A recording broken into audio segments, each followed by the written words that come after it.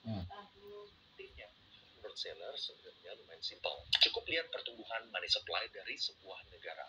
Kalau misalnya kita ukur inflasi dari end to money supply selama 40 tahun terakhir, CAGR money supply di Indonesia adalah 17%. Sementara di Amerika itu 6%. Kalau misalnya kalian paham ini seberapa parah, gambarannya itu kira-kira gitu. $100 di tahun 1913 itu cuma sisa $3 di tahun 2024. Jadi duit $100 ini lo kasih ke cucu, itu cuma sisa 3 rasanya dari segi purchasing power. Atau supaya gampang visualisasinya. Jadi kalau bisa cek duit Venezuela ke USD dalam tahun itu udah hilang 80% dari nilai mata uang. Suatu walaupun USD udah pakai duit Venezuela, itu lebih kecil lagi. Jadi konsepnya itu pendek. Makanya kita harus bisa ngalahin inflasi. Tapi bukan inflasi yang dirilis sama pemerintah. Selama bisa dikatakan yang itu 3%. Tanggal makin naik, tanggal jauh dari usaha dan tanggal kecil pelan. Jadi apa instrumen terbaik yang dalam 100 tahun kalau misalnya bisa actual purchasing power itu tidak berkurang. Mungkin itu bisa jawab misalnya saham, emas, atau properti. Dan menariknya, apapun jawaban itu semua aset gede ini bakal ada salah satu yang besar, yaitu setiap kali harga asetnya naik, orang tinggal menciptakan aset itu lebih populer lagi. Investasi saham bisa ada losing price, investasi tanah orang sekarang bisa buat reklamasi, investasi emas kalau harganya itu naik terus bakal ada market equilibrium supaya itu bisa goreng modal lebih gede lagi buat gali lebih dalam atau invest teknologi baru buat bisa meningkatkan jumlah supply emas. Dalam kata lain, karena nilai ini aset-aset ini semuanya nilainya terus untuk emas, properti, saham, kecuali bitcoin. Kenapa bisa kayak gini? Di sini gue jelasin konsep stock to flow. Stock to flow ini adalah perbandingan antara stok yang ada saat ini dibandingkan dengan jumlah yang bisa diproduksi setiap tahun. Aset yang bagus adalah aset yang stock to flow ratio tinggi karena artinya barang tersebut langka dan susah buat tambah lagi relatif dengan jumlah stok yang ada saat ini. Dolar ini sebenarnya langsung ke awalnya jelek ini karena pemerintah itu bebas untuk cetak uang tanpa underlying assets. Secara historical pertumbuhan M2 money supply-nya itu 4%. Tapi tentu kapanpun Amerika itu bisa memilih untuk memprint duitnya lagi kalau misalnya mereka butuh capital untuk COVID. Jadi secara teori flow itu bisa gede banget. Artinya stock to flow-nya itu sangat kecil. Kalau emas kita bisa melihat historical jumlah emas yang ditemukan itu adalah sekitar 100 tahun dalam 100 tahun terakhir. Jadi stock to flow-nya itu jelas lebih rendah daripada USD. Tapi yang menjadi masalah kita tahu nih total supply emas yang masih di luar tanah itu totalnya ada berapa? Apalagi kalau misalnya di sini pertumbuhan emas itu telah naik di akhir-akhir ini. Kita lihat kalau harganya itu naik, artinya bisa modal lebih kencang buat ekonomi baru atau gali lebih dalam. Nah, tapi kalau misalnya Bitcoin ini berbeda karena secara desain maksimal yang menciptakan 21 juta Bitcoin dalam sirkulasi dan ini nggak bisa dibeli lagi alias flow-nya itu akan menuju ke nol. Artinya dalam kata lain Bitcoin punya stock to flow sebesar infinity dalam jangka panjang. Dan otomatis ini hasil terbaik. No second best. There is no second best. There is no second best. There is no second best. Selain stock to flow yang tinggi, ada beberapa alasan lainnya yang bikin Michael Saylor yakin dengan Bitcoin. Pertama, Bitcoin ini aset yang mudah disimpan dan dipindahkan. Kedengarannya sepele ya, apalagi kalau misalnya kalian jangan pindah duit ke luar negeri. Tapi kita harus bisa lihat use case-nya. Yang paling gampang itu buat negara-negara yang bermasalah dulu ya. Misalnya dari Argentina, Venezuela, Turki, atau bahkan misalnya yang awalnya itu gak bermasalah, tapi itu ada konflik misalnya di Ukraina, Rusia, dan Gaza. Apa alternatifnya? Kalau misalnya nggak punya duit, mungkin emang gak ada masalahnya. Masalahnya dia lain. Jadi kita ngomongin yang punya duit. Contoh, kalau misalnya emas, masih sekeping atau dua keping, masih gampang lah untuk kasih ban dan kita bawa kemana-mana. Tapi kalau misalnya udah harus nyimpan beberapa kilogram, atau kalau misalnya udah sempat banget punya beberapa ton, itu nggak bingung kan pembuatnya itu gimana? Bisa disimpan negara, bisa kena pajak yang gede, bisa dicuri orang, bisa naik kasih bawah. Contoh lainnya itu mungkin kayak properti. Jelas properti ini nggak bisa kita bongkar aneh, apalagi kalau misalnya dari situasi darurat yang misalnya di tahun 1998 nggak liquid, kecuali kalau misalnya kita jualnya itu sekarang lagi. Emang saat ini Indonesia atau Amerika itu negara yang stabil, tapi kalau misalnya kita ngomongin konflik, apalagi black swan events, ini terjadi di momen yang paling kita tidak expect. Dan jangan lupa dalam 100 tahun terakhir kita udah melewati 2 perang dunia. Dulu lihat aja misalnya US dollar, kalau yang namanya fiat itu masih ada tengahnya. Jadi waktu Rusia serang Ukraina, Amerika itu juga memblokir lebih dari 300 miliar dolar aset-aset perang Ukraina. Tiba-tiba orang-orang yang paling dekat sama Putin itu menjadi freeze. Pemerintah Amerika itu bisa menggunakan mata uang kertas sebagai senjata tergantung kepentingan itu apa. Sementara itu Bitcoin itu benar-benar tenang, nggak ada pemerintah manapun, nggak ada perusahaan apapun di tengahnya. Dia decentralized, nggak bisa tiba-tiba diblokir dan disita, kecuali orang yang disiksa itu dia lain cerita. Jadi di sana gampang buat kita simpan dan tidak pindahin duitnya. Selain kita punya akses ke internet dan private key, yang ini mirip kayak di Bitcoin buat yang belum tahu, kita bisa akses ke rent dimanapun dan kapanpun. Selain itu Bitcoin ini sifatnya egaliter, bisa sama siapapun. Ini mulai dari Afrika, Eropa, Asia, orang miskin atau kaya, semua orang bisa beli Bitcoin karena dia aset global yang bisa dipecah-pecah. Mau beli 50 rupiah, 100.000, 1 miliar, 100 miliar, 10 triliun, semuanya itu bisa. Kita jelas sudah rasain sendiri ya, buat yang invest properti pasti minimal banget harus ratusan juta atau miliaran lah. Invest ke fine arts atau jam tangan pasti untuk modal yang besar juga. Dan dengan Bitcoin bisa dipecah menjadi sangat kecil-kecil. Baru ada Bitcoin lain, misalnya emas itu bisa dipalsukan, sementara Bitcoin itu enggak. Listnya panjang lah, intinya menurut saya penemuan Bitcoin ini sama pentingnya dengan mengalami mata uang. What's the second best? There's no second best. There's no second best crypto asset. There's a crypto asset. It's called Bitcoin, right? Right? There's no second best. So Bitcoin. There is no second best. Pertanyaannya, apakah Bitcoin masih layak dibeli harga 62 ribu? Ini bisa dijawab dengan S-curve. Sesuai namanya, S-curve ini merupakan bentuk S yang merupakan gambaran adopsi sebuah inovasi atau teknologi baru. Ada 3 fase dalam S-curve: introduction, growth, sama maturity phase. Salah satu contohnya adalah pesawat terbang. Sebelum tahun 1900, manusia bisa terbang itu semacam mitos atau bahkan sebuah hal yang dianggap sangat-sangat mustahil dan impossible. Tapi di tahun 1903, Wright brothers menciptakan pesawat terbang pertama menggunakan kayu. Tiba-tiba saat perang dunia ke-1 udah pesawat terbang aluminium. Perang dunia kedua semakin canggih. Dan di tahun 1969 kita bisa mendarat di bulan. Dari pesawat kayu sampai kita mendarat di bulan itu jaraknya cuma 66 tahun. Ini fase rapid growth. Kemudian yang menarik, di tahun 80-an ada pesawat komersial Boeing 737. Dan sampai hari ini, desain Boeing 737 ini masih terus digunakan untuk pesawat komersial. Dalam 40 tahun, tidak ada perubahan besar seperti perubahan sebelumnya. Terus, gimana dengan Bitcoin? Menurut Michael Saylor, Bitcoin itu ada di sini. Kenapa? Karena Bitcoin udah melewati early phase-nya. Sejak tahun 2009 sampai sekarang, 2 resiko paling besar dari Bitcoin adalah network-nya mati atau Bitcoin-nya itu terhack. Tapi pada kenyataannya, selama 15 tahun terakhir, network-nya itu belum pernah mati dan tidak pernah ada yang terhack. Padahal, kalau ada yang berhasil terhack, ini hobinya gede banget. Bisa jadi orang terkaya di dunia. Jadi, udah jelas bahwa Bitcoin sejauh nyata dan produknya itu durable. Kita juga masih termasuk early, karena masih sangat sedikit yang paham apa itu Bitcoin dan gimana cara kerjanya. Di samping bersamaan, kita udah mulai masuk ke awal dari fase growth, karena ukuran network-nya itu yang terus semakin luas. Sejak 2016, jumlah nodes Bitcoin itu bertambah lebih dari 3 kali lipat, artinya network-nya itu jadi semakin susah untuk dimatikan. Selain itu juga adopsi udah mulai semakin cepat, apalagi dengan adanya approval media. Adopsi retail di berbagai negara terus naik, institusi tambah naik, dan sekarang stage juga mulai investasi di Bitcoin. Contohnya, kayak Wisconsin yang di 160 $10 spot Bitcoin di dia. Makanya gue berterima kasih banget ya sama Brodin, Bro Angga, Bro Andi. Soalnya tanpa mereka, gue gak bakal kedorong buat nyari tahu tentang Michael Saylor dan belajarin investasi dia secara super dalam. Apalagi tahun lalu, gue juga belajarin siklus halving, potential ETF approval, dan katalis lainnya. Jadi gue langsung masukin ini juga. Gue masukinnya di beberapa aplikasi ya, gue udah sering bahas di video gue supaya diversifikasi. Tapi salah satu porto gue yang gede itu di Toko Ini anak perusahaan Binance. Gue pertama kali masukin ke Toko itu waktu 500 juta ya. Makanya Bitcoin ini salah satu porto gue yang cuan gede walaupun gue punya itu bukan dari main water. Mungkin banyak dari kalian yang mikir, kenapa Toko itu karena sekalian aja di Binance. Alasannya lumayan sederhana ya. Yang paling penting buat gue itu pajaknya. Di exchange Indonesia itu pajak yieldingnya cuma 0,1% dan 0,11%. Tapi di exchange asing yang harus bayar pajak progresif bisa sampai 35% dari keuntungan. Jadi plus poinnya dari Binance itu gara-gara perusahaannya itu Toko itu gue bisa tetap ambil. Misalnya mereka itu super liquid, order booknya itu banget. Lalu mereka ada pairing altcoin ke Bitcoin. Jadi misalnya gue di Ethereum, lalu gue mau switching dari Ethereum ke Bitcoin. Kalau di aplikasi lain itu harus dari Ethereum ke IDR, IDR ke Bitcoin. Kalau misalnya ini cuma sekali, Ethereum bisa langsung ke Bitcoin. Otomatis fee-nya itu kan cuma sekali aja, mulai berbagai macam altcoin dan Bitcoin. Dan yang paling suka di Toko yang cara ada di exchange lokal lainnya itu adalah MOSICO alias One Cancel Standard. Ini kungfu yang banyak orang belum tahu ya, dan gue rasa ini sangat. Apaan mo?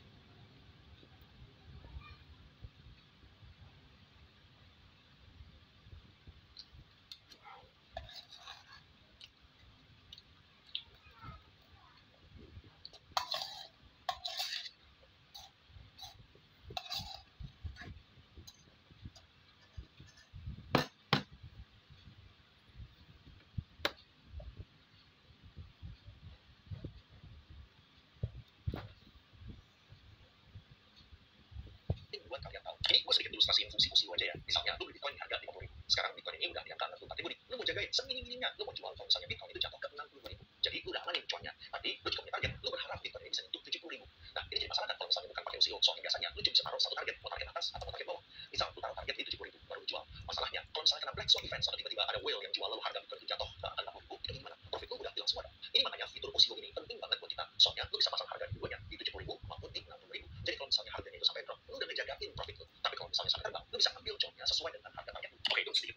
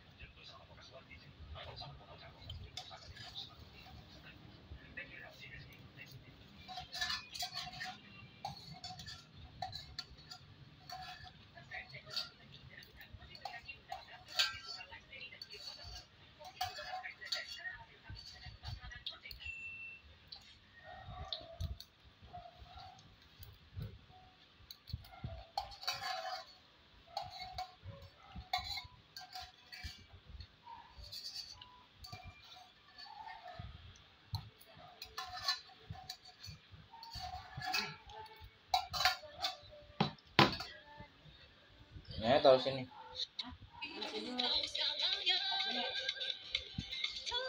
Nih.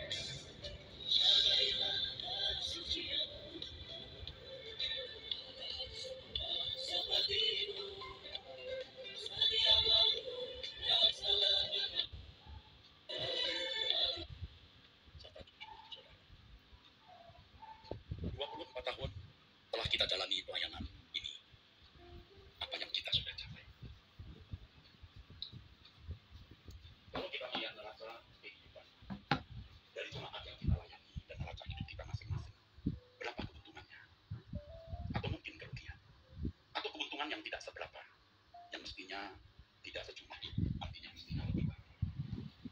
Hanya Roh Kudus yang bisa menerangi hati kita, saudara. Itu pun kalau kita pertanyakan dengan sungguh-sungguh, dengan jujur, dengan hati yang harus berlapar pada kebenaran. Artinya hati yang menginginkan keberkenanan di hadapan.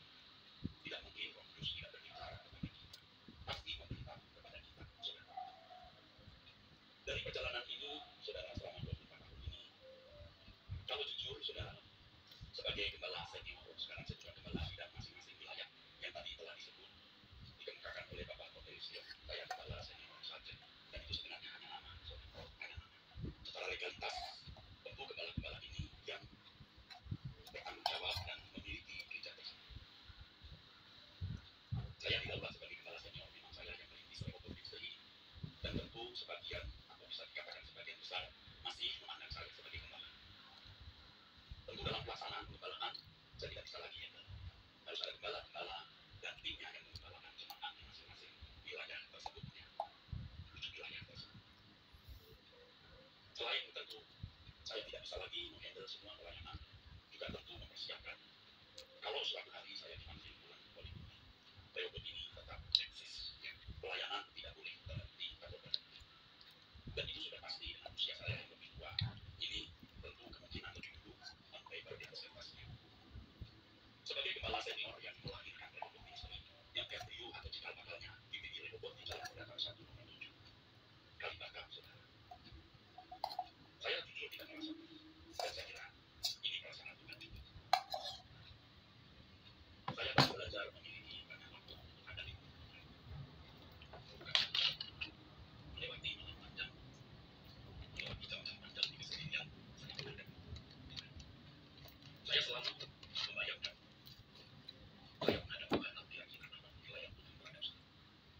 Dan itu menggetarkan dia. Itu menggetarkan.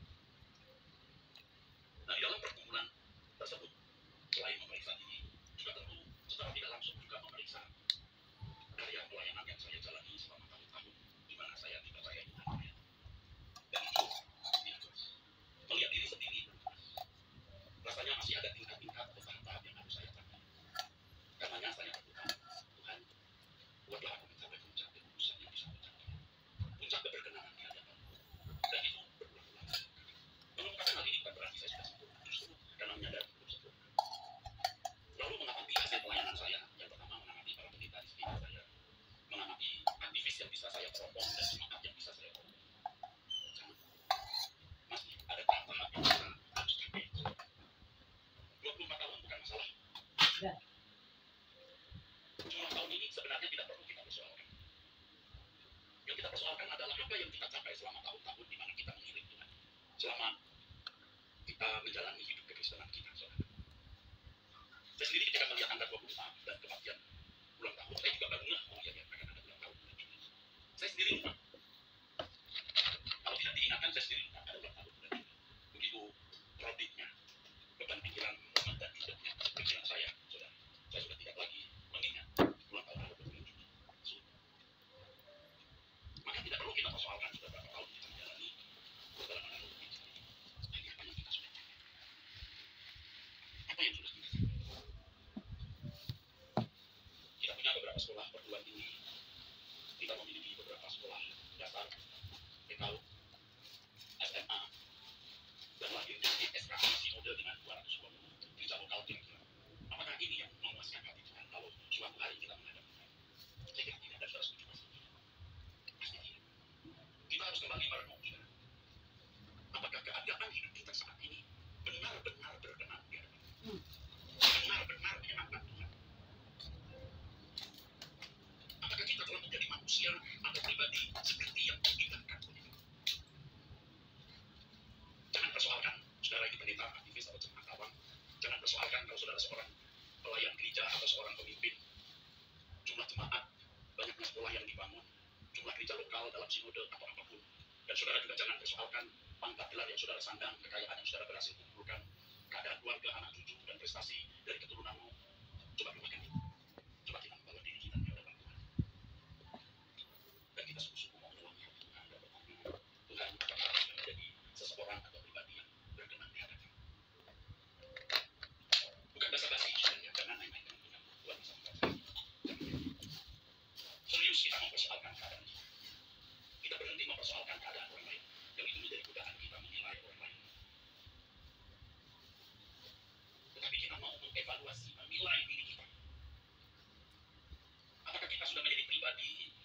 orang yang benar-benar berkenan di hadapan Allah.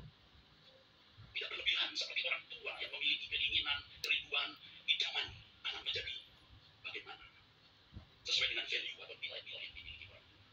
Allah memiliki value. Hanya orang yang serius berurusan dengan Tuhan, yang menyelami pikiran dan perasaan Allah, yang menyelami value ilahi, yang mengerti. Semua bukan dalam pertimbangan nalar kita semata. Tentu nalar harus digunakan juga. Tetapi ada komponen di dalam diri kita yang disebut nurani, yang bersih dan jernih untuk menangkap apa penilaian Tuhan terhadap kita. Ingat firman Tuhan mengatakan, roh manusia, manusia, pelita Tuhan, pelita. Jadi kita memiliki nurani ini bisa membaca perasaan Tuhan yang terkait dengan hidup. Adalah indah kalau kita punya waktu dekat ini, sungguh-sungguh mencintai Allah yang hidup. Bawa aku ke hadiratnya. Buat aku bisa menyelami pikiran perasaan yang terkait dengan keadaan hidup. Jangan tidak peduli. Jangan berkata bersera-sera. Entah mau jadi apa jadilah. Jangan main-main untuk hal ini, saudaraku. Dengan kesibukan kita dalam kegiatan pelayanan, bisa kita terfokus kepada kegiatan pelayanan sampai kita lupa untuk mengoreksi diri. Dan itu merupakan prinsip paling fundamental yang dimiliki. Apakah Tuhan menilai cuma semangat atau berbeda yang bisa dihimpun dan prestasi-prestasi lain dengan berbagai kegiatan-kegiatan sosial, pendidikan dan lain-lain? Tapi keberkatan seberapa kita sungguh-sungguh mencintai Tuhan, saudara.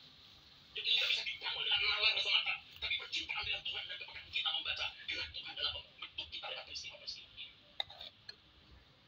Yang tentu saja, saudara-saudaraku, kalau hati kita sungguh-sungguh pecah mengasihi Tuhan, pasti kita Enggak. kalau letupan marah, sesama saja selain Tuhan yang bisa mengorban. Kalau letupan kecewa, sebagai manusia biasa dan bisa, tapi tidak akan sampai kemudian membakar diri kita dan berbuat dalam kebencian. Orang yang mengasihi Tuhan tidak bisa membenci orang lain. Bisa dalam letupan marah, letupan kecewa, dan tidak akan bertahan. Tidak bisa bertahan. Bisa berbuat dosa, bisa, tapi tidak akan bertahan dosa itu menetap. Dia adalah orang yang mengasihi.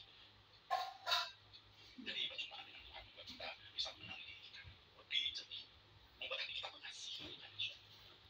Sampai saudara berani berkomitmen tidak menginginkan apapun selain mungkin sendiri dan mudah-mudahan, tapi kamu bisa melakukan. Kamu bisa memiliki Tuhan selamanya, dan Tuhan itu jawaban dari seluruh kebutuhan kita.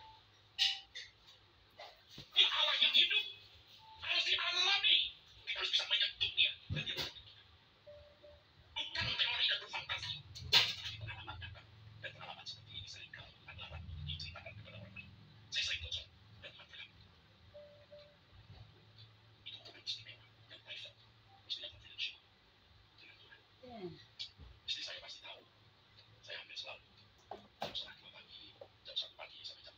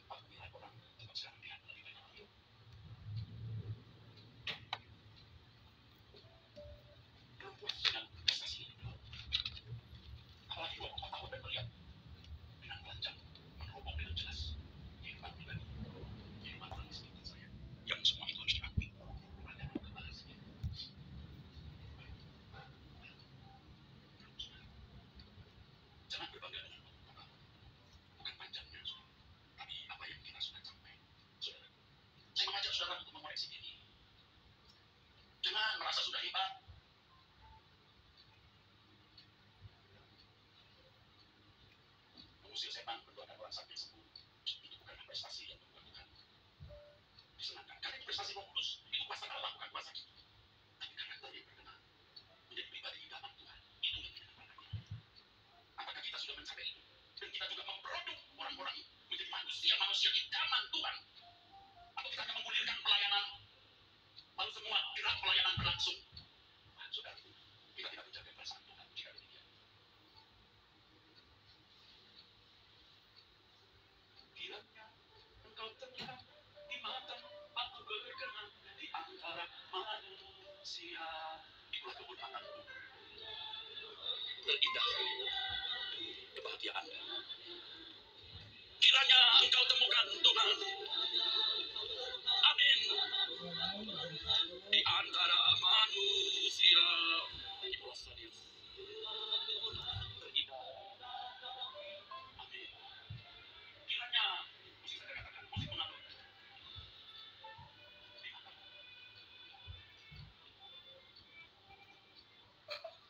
Kita serius. Benar-benar memperkarakan keadaan kita di hadapan Tuhan. Ini urusan pribadi saudara. Tapi saya mengatakan secara serius. Apakah kita siap menjadi pribadi? Udah makan dikit-dikit. Bang. Tuh ayam udah habisin ya hari. Besok ada bebek. Hah? Besok ada bebek tuh. Ada bodrek. Bodrek boh. Bodrek mau orang sakit panas.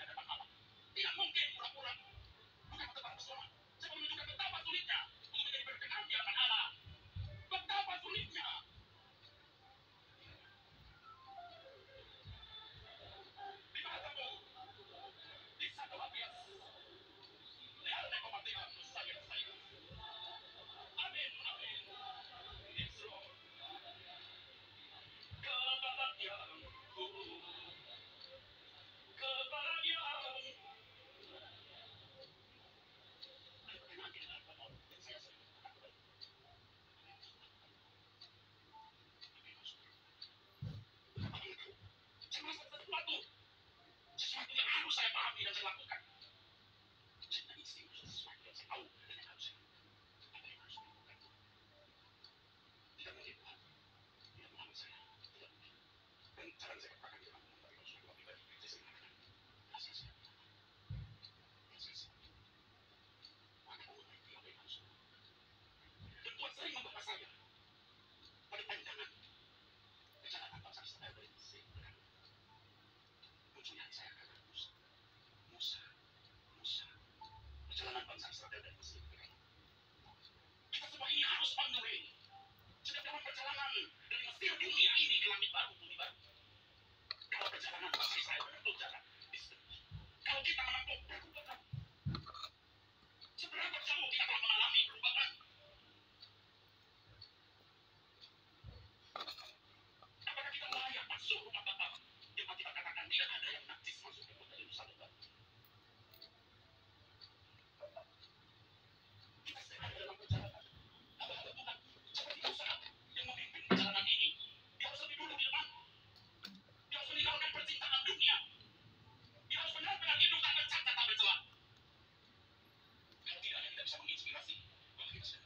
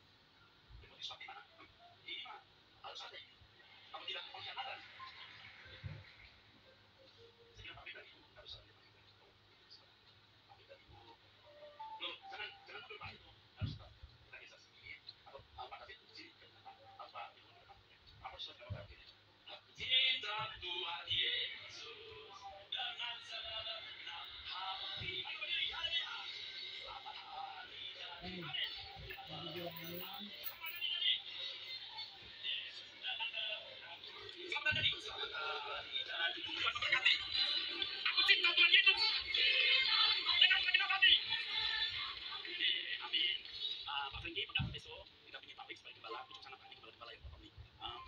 Pak, kok kayaknya mesti harus kamu tulis pakai bu. Oh gitu. Oke, Pak, Ibu sambil tas. Jangan salah taruh itu di situ. Pak Po sini, Pak Po. Pak Tim dengan Pak Po gabungan. Kan ada itu. Oke, kita ayo gabungan rame-rame. Kalau saya potong tumpeng, Pak Kion juga potong tumpeng. Oke, kita berdiri ya. Pak, tolong. Atau Pak Tim mau ikut ini potong tumpeng aja nggak? Pak Diko mana? Pak Diko sini kita potong tumpeng ya. Nah, dengan Pak Kion supaya tumpengnya di situ. Sandra, oke. Oke.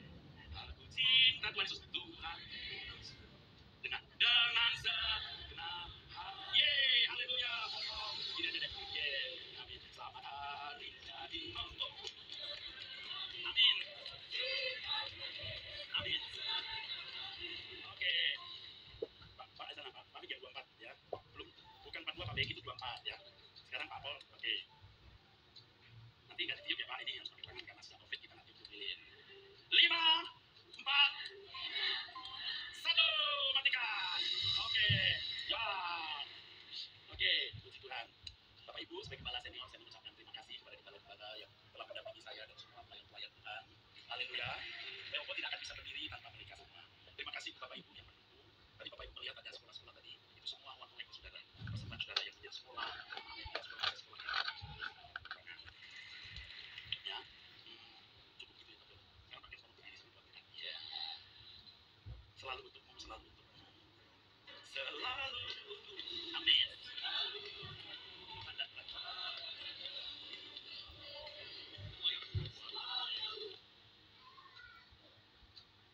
Selamat datang kembali di Dibacain. Selalu berasa aneh kalau ngomong gitu ya. Oke, berasa masuk Indomaret. Berasa kembali. Kita ngulik buku yang mengubah inspirasi jadi aksi dan semoga bisa bikin hidup kita lebih baik. Lo kasih tahu buku Psychology of Money udah terjual 4 juta kopi, udah pernah bahas siapa sampai udah 50 bahasa asing. Dan karena kita punya buku dari penulis yang sama, Same as Ever by Morgan Housel, langsung jadi instant bestseller juga buku ini. Maka gue tertarik banget untuk ngulik ratingnya 4,19 dari 10 ribuan yang rating di Goodreads dan dia masuk ratingnya 4,5. Kita mulai dibaca kali dari perspektif gue, Rudy, sebagai seorang pengusaha UMKM, podcaster dan juga penulis buku bestseller ini. Ada beberapa yang menarik yang menurut gue bisa kasih kita perspektif segar untuk hidup kita jadi lebih baik. Let's go. Poin yang pertama dan pamungkas itu meningkatkan dan prediksi. Ini prediksi yang positif juga. Pernah kepikiran pengen tulis, sebenarnya kita itu sibuk untuk memprediksi Jerman. Iya Pak ya. Coba dengerin podcast pokoknya. Pasti lucu kan ini. Menurut Pak CEO Nvidia kira-kira bagaimana AI akan mengubah dunia menurut Kang Elon Musk. Apa yang bakal bikin bebas buat sekarang kalau diisi sama chips Neuralink di otak kita. Padahal kenyataannya sebagian besar prediksi itu meleset. Pertanyaan yang digunakan kita adalah apa yang tidak akan berubah, apa yang akan sama saja, apa yang bakal same as ever. Or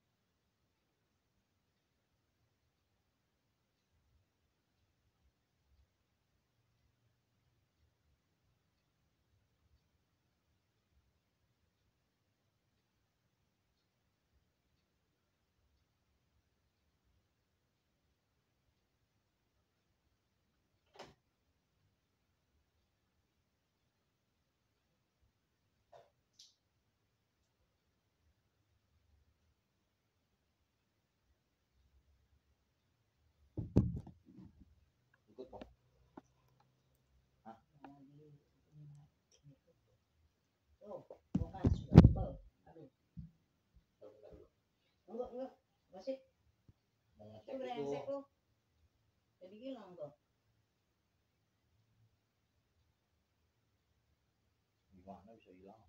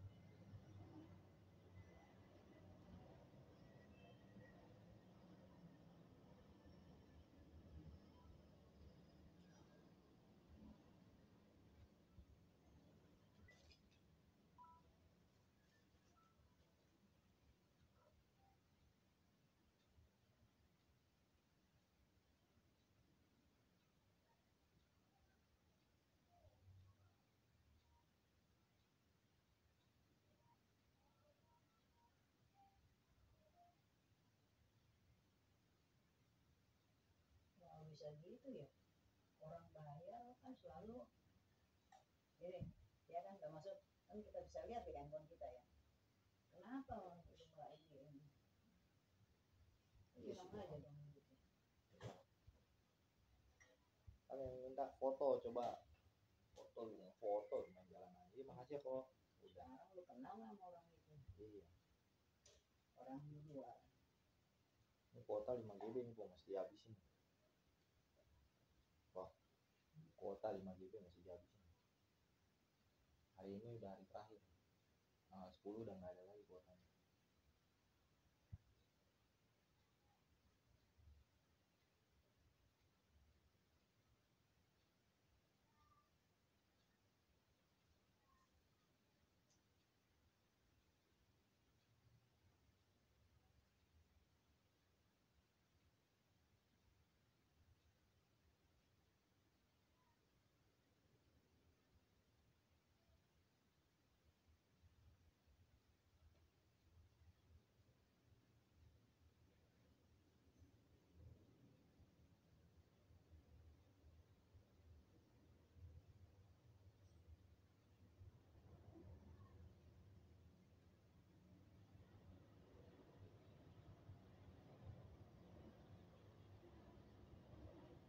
Udah bilang masalah kayak gitu lo harus perhatiin, bohongin sama orang kayak orang kaya.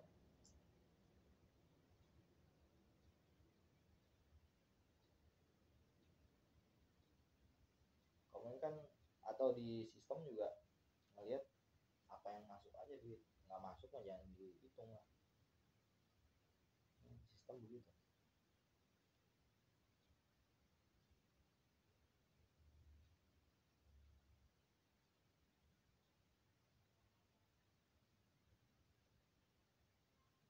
Jadi yang 50 orang nggak boleh masuk. Cuma 50 doang. Enggak, kan kamu bilang ada yang 50. Oh bukan itu mah atau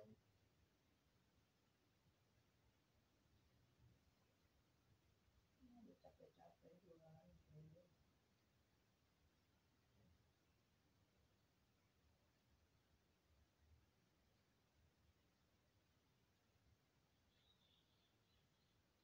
Dulu bilang kalau datang 1:30 jam 2.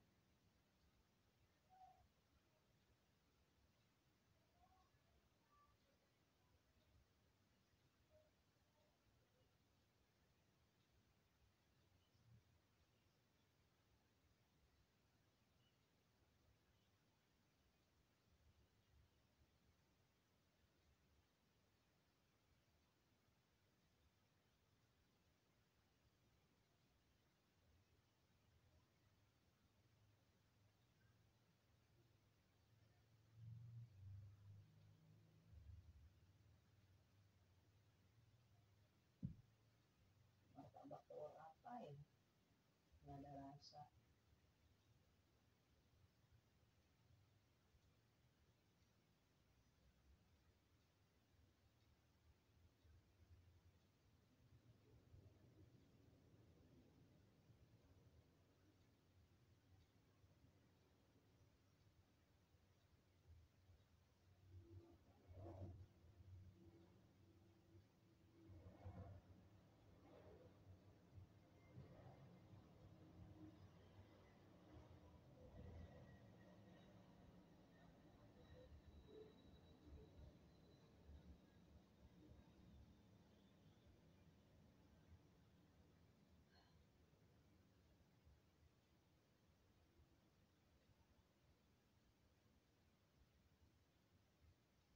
Tapi martabaknya enak ya, Bu.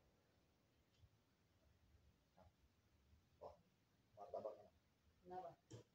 Martabaknya enak rasanya. Kenapa? Kenapa mulu martabaknya enak gak rasanya? Nggak enak. Nah, enak. Kawan. Tapi aku beli. Ya cepet dah, bawain tuh.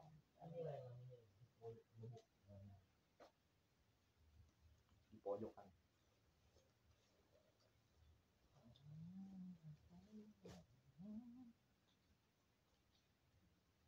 Susu udah mau habis, Bu. Ini gimana nih? Mau ada ABCD berjalan?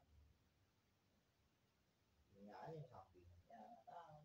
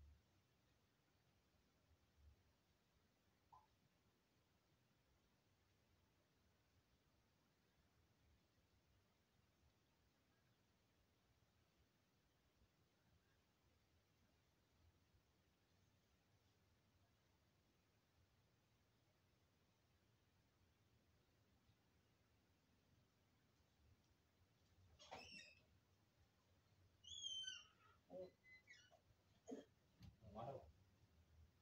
Bisnis.